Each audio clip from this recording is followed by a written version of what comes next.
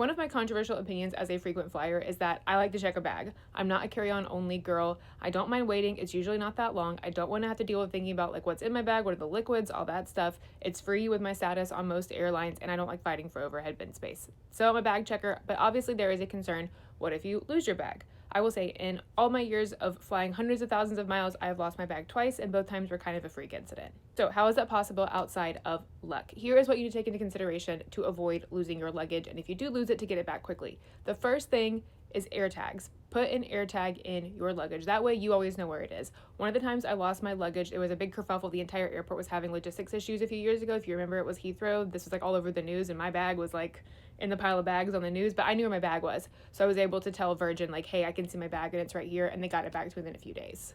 So if you have your air tag, you're not relying on the airline to track your bag, and if you're realizing it's left behind, you can let someone know immediately, and they can usually get it on a flight to you pretty quickly. The second is managing your flights and thinking about, okay, maybe when do I not want to check luggage and when do I feel comfortable doing it? If you have a flight that has a lot of layovers, multiple layovers where they're going to check your bag through, that may be a time where you want to think, should I check my bag or not? Especially if you have tight connections and the luggage may not make it from plane to plane. If it's longer connections, it'll usually be fine. If it's tight connections, it's a bit more difficult. If it's more than like 2 or 3 connections, I would just probably take a carry-on. That stresses me out.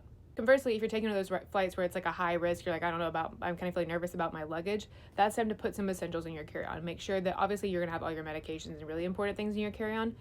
Throw a couple outfits in there, throw some underwear in there, throw some shoes in there, things that you will need for 2 or 3 days if you are on one of those flights where it's like, oh, we have a few legs here where I'm a little bit worried about losing my bag. The way to mitigate luggage issues is to make sure you check in for your flight early. The first bags that are checked in and loaded onto the plane have a better chance of getting where they need to go. If you check in late and arrive at the airport late and check your bag late, it has a higher chance of not making the flight, even if it's a nonstop flight.